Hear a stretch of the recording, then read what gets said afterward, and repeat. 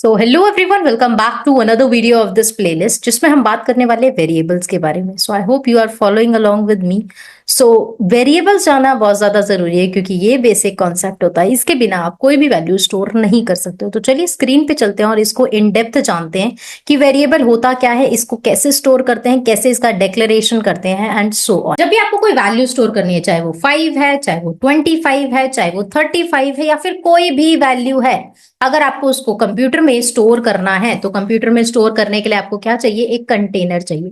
और जब बात आती है कंटेनर की, तो कंटेनर को नाम भी देना पड़ता है। जैसे हमारे रियल वर्ल्ड में जो कंटेनर्स हैं उनके नाम हैं, जैसे कि एक बाउल हो सकता है, एक बॉटल हो सकता है, एक बॉक्स हो सकता है, एक बड़ा बॉक्स हो सकता है। तो ये सारे के सारे क्या है? नाम है जो हमने उस पर्टिकुलर कंटेनर को दिया है। सेम जब हम कंप्यूटर की मेमोरी में वर्क करते हैं तब हम ये भी चाहते हैं कि कंप्यूटर की मेमोरी में जो भी चीज स्टोर हो वो किसी नाम से स्टोर हो, ताकि उस वैल्यू को बुलाने में, उस वैल्यू को कॉल करने में कोई भी दिक्कत ना आए। अब इसको लिखने का तरीका क्या होता है? जब हमें इसे लिखना होता है तो सबसे पहले हमें क्या मेंशन करना होता है? हमें मेंशन करना होता है डेटा टाइप। उसके बाद जो भी नाम है वो आप लिख सकते हैं। अगर आपको कोई वैल्यू लिखनी है, अगर आपको कोई वैल्यू स्टोर करनी है, अगर आपको डायरेक्टली सिर्फ नाम स्टोर करना है, ग्लोबल डिक्लेरेशन होने वाला है कि बाद में आप उसमें वैल्यू स्टोर करोगे, ऐसा सिनेरियो है, तो इस तरीके से आप कर सकते हो। बट अगर आपको वैल्यू के साथ साथ, मतलब वेरिएबल के साथ साथ वैल्यू स्टोर करनी है, तो आप क्या करेंगे? आप लिखेंगे डेटा टाइप, उसके बाद name and then equal to जो भी आपकी वैल्यू है वो आप मेंशन कर देंगे। ये तरीका होता है वेरिएबल को डिफाइन करने का विद वैल्यू। अगर मैं आपको इसके एग्जाम्पल दूं तो मान लो अगर आपको एक इंटीजर में नंबर स्टोर करना है तो आप लिखोगे इंट नम, फिर आप एक कॉलन लगा दोगे। उसके बाद मान लो आपने एक कैरेक्टर स्टोर करना है तो CHAR character and letter I wanted to store. अगर मुझे डेसिमल नंबर स्टोर करना है तो फ्लोट हम यूज करते हैं, तो फ्लोट के बाद डेसिमल से एक वेरिएबल हो गया। अब आप एक चीज नोटिस करो, मैं हर एक लाइन को इस कॉलन से टर्मिनेट कर रही हूं। टर्मिनेट मतलब उस लाइन को एंड कर रही हूं। चीजों को शुरू करना और एंड करना आपका बहुत ज्यादा जरूरी है। जैसे कि अगर हमने मेन फंक्शन में कोई चीज लिखी है तो करली ब्रैकेट्स हम यूज करते हैं, तो ब्रैकेट ओपन करना है तो उसको क्लोज भी करना है। वैसे ही जब हम कोई स्टेटमेंट शुरू करते हैं लिखना तो हम उसमें फुल स्टॉप लगाते हैं इंग्लिश में। वैसे ही जब हम सी प्रोग्रामिंग में कोड लिखते हैं तो हम ये कॉलन लगाते हैं। हर एक लाइन के बाद ये कॉलन आना चाहिए, otherwise you will get syntax error. क्योंकि हम क्या पढ़ रहे हैं? हम पढ़ रहे हैं सिंटेक्स, तो सिंटेक्स एरर आ जाता है अगर आप ये चीजें ध्यान नहीं रखते। तो आपको इंटीजर लिखना है विच इज डेटा टाइप। यहां पर आप कुछ भी लिख सकते हैं। ये चीज एक नाम है बॉक्स का, तो उसमें कोई भी चीज आप डाल सकते हैं, कोई भी नाम आप उसको अलॉट कर सकते हैं। अगर मान लो मुझे इंटीजर ही डेटा टाइप में, एक ही डेटा टाइप में मल्टीपल वेरिएबल्स क्रिएट करने हैं तो क्या मैं कर सकती हूँ? Yes you can. आपको बस name1, name2, name3 ऐसे करते करते आपको लास्ट में टर्मिनेट कर देना है। मतलब कि आप मेंशन करोगे integer n1, n2, n3, n4, उसके बाद आप लाइन को टर्मिनेट कर देंगे। मतलब इंटीजर डेटा टाइप के 4 वेरिएबल्स मैंने डिक्लेयर कर दिए एक ही लाइन के अंदर। इसको हम कहते हैं वेरिएबल डिक्लेरेशन। जब आपको multiple values, multiple variables store करने होते हैं ऑफ सेम डेटा टाइप, तो आप इस तरीके से उसको स्टोर कर सकते हैं। और जब बात आती है वैल्यू के साथ स्टोर करने की, तो आप डायरेक्टली लिख सकते हैं, जैसे integer num is equal to 2, तो मतलब नम वेरिएबल हो गया, 2 वैल्यू हो गई, इंट डेटा टाइप हो गया। अब जब हम वेरिएबल्स क्रिएट करते हैं, क्या कोई रूल है? जैसे इंग्लिश में अगर आपको कोई चीज लिखनी है तो उसमें टेंसेस यूज होते हैं, वर्ब्स यूज होते हैं, एडवर्ब्स यूज होते हैं, एडजेक्टिव्स लगाए जाते हैं, तभी हम एक कंप्लीट सेंटेंस बना पाते हैं। वैसे ही जब हमें वेरिएबल्स डिफाइन करने होते हैं तो इसके भी कुछ रूल्स हैं और कुछ रिस्ट्रिक्शंस भी हैं। अब ऐसी कोई बड़ी रिस्ट्रिक्शंस तो नहीं है, बट बेसिक चीजें हैं जो आपको पता होनी चाहिए, राइट? अगर हम रूल्स की बात करें, वो भी किसके रूल्स हैं? ये नेमिंग वेरिएबल्स के रूल्स है, कि मतलब आपको वेरिएबल किस तरीके का होना चाहिए और किस तरीके का नहीं हो सकता है वेरिएबल। सबसे पहली चीज तो वेरिएबल में क्या चीज हो सकती है, वेरिएबल किन चीजों से बन सकता है?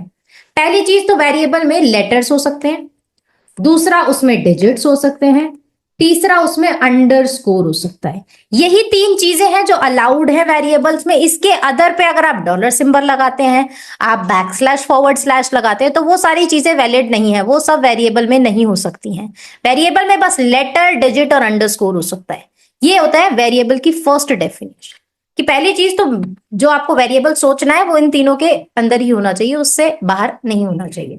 दूसरी चीज, जब भी आप वेरिएबल स्टार्ट कर रहे हैं तो स्टार्टिंग में क्या आ सकता है? स्टार्टिंग में सिर्फ 2 ही चीज आ सकती है, या तो कोई लेटर आ सकता है या फिर दूसरी चीज जो है वो है अंडरस्कोर, दूसरी चीज है अंडरस्कोर। सो इन्हीं दोनों से आप वेरिएबल्स को स्टार्ट कर सकते हो। ये है रूल नंबर 2।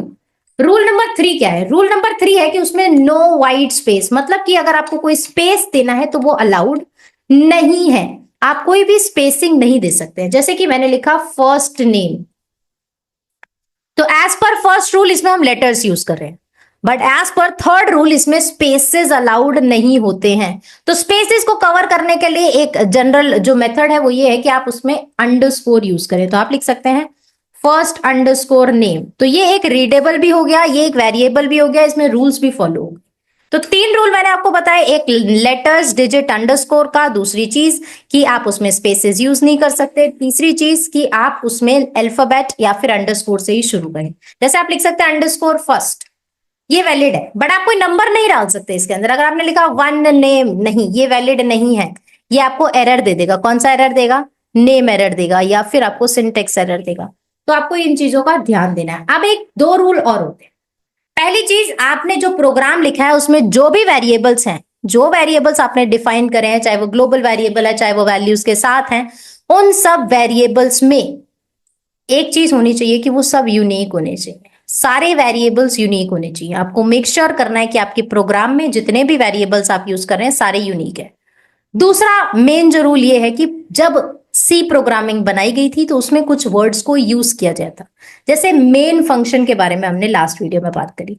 तो मेन वर्ड एज अ की, ये मेन वर्ड क्या बन गया? अब कीवर्ड बन गया। कीवर्ड मतलब क्योंकि ये सी में ऑलरेडी डिफाइंड है, सी में ऑलरेडी काफी जगह पर मेन यूज हुआ है। अब जैसे मैंने आपको पहले बताया कि कोई भी चीज रिपीट नहीं होनी चाहिए, you have to make sure जो वेरिएबल है वो यूनिक है। निक्कू पिक्कू कुछ भी हो सकता है, बट वो वर्ड नहीं हो सकता जो सी में ऑलरेडी है। जैसे कि कीवर्ड्स होते हैं, उनको हम कीवर्ड्स कहते हैं। जैसे मेन मैंने यूज किया, stdio हमने यूज किया था, हमने इंक्लूड यूज किया था। तो ये सारे क्या है? ऑलरेडी रिजर्व्ड है, ऑलरेडी सी प्रोग्रामिंग को डिक्लेयर करते हुए यूज हो चुके हैं। तो आपको वेरिएबल्स वैसे डिफाइन नहीं करने हैं। Variable has to be unique, और अगर वो यूनिक है तभी हम उसको वेरिएबल्स कहते हैं, अदरवाइज उन वेरिएबल्स का कोई सेंस नहीं है। तो चलिए इसको एक प्रोग्राम के साथ समझते हैं, क्योंकि अभी तक हमने कोई भी कोडिंग का पार्ट नहीं कवर किया है। तो चलिए उसको शुरू करते हैं। तो लास्ट वीडियो में जब हमने इंस्टॉल किया था तब हमने ये app.c बनाई थी। तो चलिए आज day1.c बनाते हैं। तो मैंने लिखा day1.c, ये मेरी एक फाइल हो गई। अब जैसा कि मैंने आपको बताया था कि कुछ चीजें आपको जरूरी हैं। सबसे पहला क्या है? आपको चाहिए इंक्लूड, मतलब कि आपको बताना है कि आपको स्टैंडर्ड इनपुट आउटपुट चाहिए हो सकता है। इससे पहले मैंने आपको बताया था क्या आएगा? Documentation section. सो हमने क्या पढ़ा है? हमने पढ़ा है वेरिएबल्स इन सी, तो वो हमने यहां लिख दिया। वेरिएबल्स इन सी के बाद हमने क्या लिखना था? हमें करना था कुछ लिंकिंग। तो लिंकिंग के लिए स्टैंडर्ड जो है, किसी भी फाइल को आप स्टार्ट करते हैं सी में तो आप उसमें stdio तो लगाते ही हैं, क्योंकि कोई भी प्रोग्राम आप लिखोगे आउटपुट्स आपको चाहिए। बिना आउटपुट के आप कुछ भी नहीं कर सकते। अगर आप ये stdio नहीं इंक्लूड करोगे तो आपका पास कोई आउटपुट आएगा ही नहीं, क्योंकि ये एक स्टैंडर्ड इनपुट आउटपुट के लिए जरूरी है। उसके बाद आपको क्या करना है, जो मैंने आपको बताया था कि मेन फंक्शन में सारा डेटा जाएगा, कि मतलब आपको मेन फंक्शन क्रिएट करना है। जैसे मैंने यहाँ पे लिखा इंट मेन, जैसे मैंने आपको बताया कि आपको मेन फंक्शन का यूज करना है। आपका जो भी मेन पार्ट होगा, जो भी एग्जीक्यूट होने वाला होगा, जो भी आउटपुट देने वाला होगा, वो सारा का सारा किस में आएगा? मेन में आएगा। मेन ही एक कंटेनर है जिसके अंदर आपका पूरा कोड जाएगा। जो एग्जीक्यूटेबल कोड होता है वो हमेशा मेन में जाता है। तो हम क्या लिखेंगे? हम लिखेंगे इंट मेन। अब इंट मेन के बारे में हम डिस्कस करेंगे इन डेप्थ कि इंट ही क्यों लिखा है हमने, इंट की जगह पर क्या लिख सकते हैं। तो अभी के लिए अभी इंट समझते हैं कि इंट है वहां पर और मेन फंक्शन आपने शुरू करा है, और करली ब्रैकेट के अंदर आप जो भी चीज लिखना चाहते हैं वो इसमें लिखेंगे। जैसे आपको कोई वेरिएबल डिफाइन करना है तो आप लिखेंगे int num is equal to 3, int age comma number 1 comma number 2। मतलब मैंने 3 वेरिएबल्स एक साथ डिफाइन कर दिए। अगर मैं लिखती हूँ फ्लोट मार्क्स या फिर मैं लिखती हूँ स्कोर्स, तो 2 वेरिएबल्स हैं जिसमें फ्लोट डेटा जाने वाला है। फ्लोट का मतलब क्या होता है?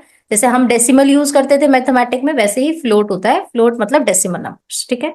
फ्लोट हो सकता है। उसके बाद क्या हो सकता है? कैरेक्टर हो सकता है। तो कैरेक्टर के लिए जैसे हमने लेटर्स लिखा, तो इसको हम इस तरीके से डिफाइन करेंगे। अब जो जो लाइंस मैंने लिखी सबको मैंने क्या करा? टर्मिनेट करा। टर्मिनेट मतलब एंड करा।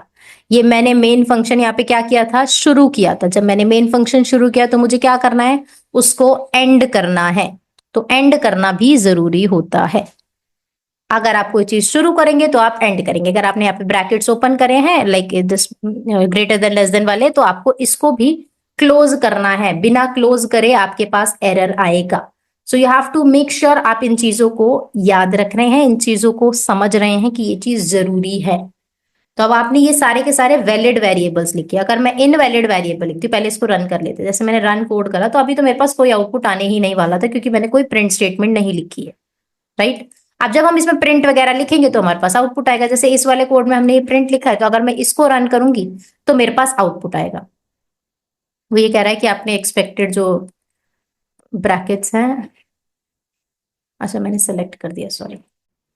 यहाँ पर हमारे पास आउटपुट आ गया क्योंकि ये प्रिंट स्टेटमेंट लिखी थी, बट अगर इस कोड में देखें तो हमने कोई प्रिंट स्टेटमेंट नहीं लिखी है, इसलिए हमारे पास कोई आउटपुट नहीं आया है। तो आपको मेक श्योर करना है जब भी आप वेरिएबल डिफाइन करें। अब आप मान लो मैंने ये वेरिएबल लिखा और मैंने दोबारा से डिक्लेयर किया, बट मैंने इसमें नंबर डाल दिया स्टार्टिंग में, तो क्या होगा? अगर मैं इसको अब रन करती हूँ तो मेरे पास कुछ एरर आएगा। अब वो एरर क्या कह रहा है कि कुछ दिक्कत है आपके कोड में, राइट। तो अभी के लिए इस वाले एरर को अगर आप देखेंगे तो आप विजुअल स्टूडियो कोड में इसमें रेड कलर की लाइन आएगी जिसमें लिखा है एक्सपेक्टेड एंड आइडेंटिफायर। क्योंकि अगर आपने 1 लिखा है तो ये किसी और तरीके से इस चीज को समझ रहा है, किसी और तरीके से इसको देख रहा है। तो आपको इस चीज का ध्यान देना है कि आप नंबर्स को यूज ना करें, आप इसको नॉर्मल रखें। आप मेक श्योर करें, नंबर्स यूज हो सकते हैं, बाद में यूज हो सकते हैं, पहले लेटर के बाद यूज हो सकते हैं, ये सब वैलिड है, बट स्टार्टिंग में अलाउड नहीं है। जरूरी नहीं है 1, कोई भी नंबर हो सकता है, बट वो स्टार्टिंग में अलाउड नहीं है, बीच में कहीं पर भी आप उसको प्लेस कर सकते हैं। सो आई होप वेरिएबल का कॉन्सेप्ट आप लोगों का क्लियर हुआ। नेक्स्ट में हम बात करेंगे डेटा टाइप की, और फिर वेरिएबल्स को जानेंगे कि कैसे हम वेरिएबल्स की वैल्यू को चेंज कर सकते हैं, कैसे हम मोर ऑपरेशंस परफॉर्म कर सकते हैं डेटा टाइप को पढ़ने के बाद। सो मिलते हैं नेक्स्ट वीडियो में, तब तक के लिए stay tuned and happy learning.